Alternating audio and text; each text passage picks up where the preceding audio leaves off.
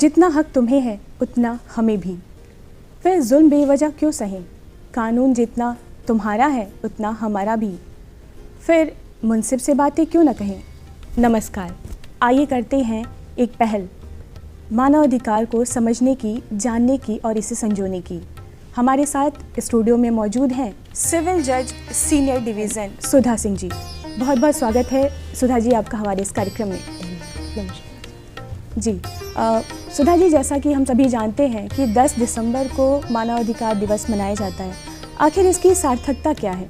द्वितीय विश्व युद्ध के बाद जैसी स्थिति, बर्बरता, क्रूरता, अत्याचार शुरू हुआ आम मानव जाति पर, तो विश्व पटल पे ये सोचा जाने लगा क्या मानव का कोई अधिकार नहीं है जी। उसे इस पशुवत स्थिति में क्यों रखा गया।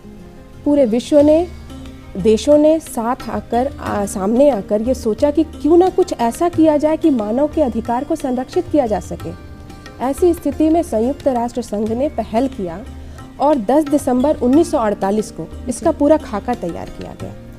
उसके बाद इसको मूर्त रूप देने में 2 साल लग गए। 1950 में आकर के इसको मूर्त रूप दिया गया और 10 दिसंबर को अंतर्राष्ट्रीय मानवाधिकार दिवस के रूप में पूरे विश्व में हर्ष और उल्लास के साथ मनाया जाने लगा। मानव के अधिकार को संरक्षित किया गया और हर साल इसे मनाकर लोगों को सचेत किया गया कि ये मानव के अधिकार हैं, उन्हें मानव होने के नाते स्वाभाविकता दिया गया है, इससे उन्हें वंचित नहीं किया जा सकता।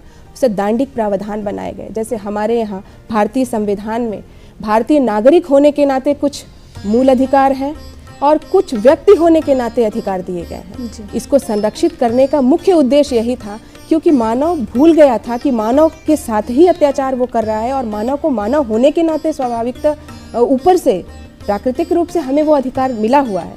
तो इसको संजोने के लिए अंतर्राष्ट्रीय स्तर पर ये पहल की गई और 10 दिसंबर को अंतर्राष्ट्रीय मानवाधिकार दिवस घोषित करते हुए पूरे विश्व में मनाया जाने लगा। जी, ये तो बहुत ही मतलब सार्थकता इसकी ये हो गई कि हम 10 दिसंबर को इसे मनाने लगे। आप हमें ये बताएं कि किस प्रकार से आज के दिनों में हम अपने मानवाधिकार को समझ पाएँ और क्या हमारे हक हैं, जो कि आपकी कुछ नीतियाँ चल रही होंगी उनके बारे में। एक उदाहरण देना चाहूँगी। केवल पैसे न होने की वजह से अगर कोई महिला अपने साथ हुए अत्याचार को अगर आवाज़ नहीं उठा पाती है तो ये बड़ी पीड़ादायक स्थिति होती है। तो ऐसी स्थिति में हमारे प्राधिकरण की तरफ से उस महिला के साथ हुए अत्याचार का जो उसको अधिकार है कि वो लड़ सकती हैं, जो हमारे भारतीय संविधान में दिया गया है कि निःशुल्क विधिक सहायता का अधिकार प्रत्येक नागरिक को है और इसकी जिम्मेदारी हमारे सरकार के ऊपर है। तो उसी क्रम में हमें ये कहा गया है, निर्देश दिया गया है कि हम ऐसे लोगों को ढूंढें, उन्हें उनके अधिकारों के बारे में सचेत करें और निःशुल्क विधिक सहायता के लिए उन्हें फ्री ऑफ कास्ट हम वकील, अधिवक्ता उपलब्ध कराते हैं ताकि वो अपनी लड़ाई, अपने अधिकार की लड़ाई लड़ सकें। कौन सा कदम उठाया कि आप जन जन तक पहुंच जा रही हैं, महिला पुरुष उनके अधिकारों के बारे में किस प्रकार से उनको अवेयर कर रही हैं? लोक अदालत का जो आयोजन किया जाता है ये हमारे विधिक सेवा प्राधिकरण के कार्यों में से मेन है, जिसके लिए इसकी रचना की गई थी। और विधिक सहायता हम किस तरह से महिलाओं की कर सकते हैं, बच्चों की कर सकते हैं, अपंग लोगों की कर सकते हैं, वृद्ध जन की कर सकते हैं, इसकी पूरी लिस्ट दी गई है। पूरा एक सूची है कि किन किन लोग को हम ज़रूरतमंद कहेंगे, जहाँ विधिक सहायता की ज़रूरत है, जिनको उनके अधिकार के लिए हमें आगे आने की ज़रूरत है। हम जेलों में जाते हैं, वृद्धाश्रम में जाते हैं, बच्चों के कैंप्स लगाते हैं या अस्पताल में जहाँ नीडी लोग हैं उनको हमारी आवश्यकता है, हम वहाँ आगे आते हैं। टीवी हो सकती है और रेडियो हो सकता है। इन सब से हमने प्रयास किया कि आमजन अपने अधिकार को जान सके, अपने साथ हुए जुर्म को समझ सके, उसके विरुद्ध आवाज़ उठा सके। अगर वो आवाज़ उठाने की स्थिति में नहीं है तो विधिक सेवा प्राधिकरण उसके लिए आगे आएगा, उनकी पूरी सहायता करेगा। जैसे अधिकारों की बात आपने की, तो हम जानना चाहेंगे कि किस किस प्रकार के अधिकार हैं जो आम जनता को जानने चाहिए। आर्टिकल 21 जो हमारे संविधान का है वो अगर पहले की स्थिति देखें और मेनका गांधी के केस के बाद की स्थिति देखें, केशवानंद भारती के बाद देखें, तो उसका इतना विस्तार कर दिया गया है। आपको स्वच्छ हवा में, स्वच्छ वातावरण में जीने का अधिकार है, ये भी आपका फंडामेंटल राइट है।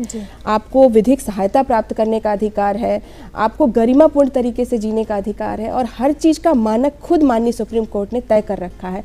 तो कर्तव्य जो है वो अधिकार का जनक माना जाता है। तो एक तरफ तो आपने जो कहा कि कैसे कैसे आप कह सकते हैं क्या क्या अधिकार हैं, तो मैं इसके साथ ही जोड़ना भी चाहूँगी, अधिकार हम सब जान ले रहे हैं मानव के क्या क्या अधिकार है, मानवाधिकार क्या है, मानवाधिकार दिवस मनाए जाने का क्या हमारा पर्पज है। कर्तव्य करते हुए अधिकार मिल तो जाएगा, लेकिन अगर हम बात करें जाति की, लिंग भेद की, तो हर इंसान इतना मतलब मुनासिब नहीं होता है कि वो पहुंच पाए आप तक।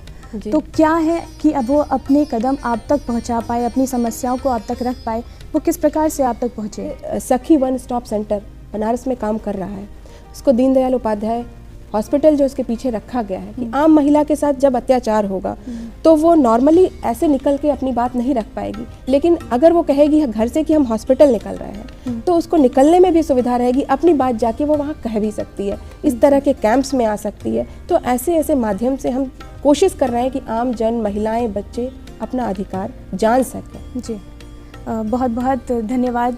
आप सुधा जी हमारे स्टूडियो में आई और हमें बहुत ही महत्वपूर्ण जानकारियाँ हमसे साझा की। इसके लिए आपका बहुत बहुत एक बार पुनः धन्यवाद।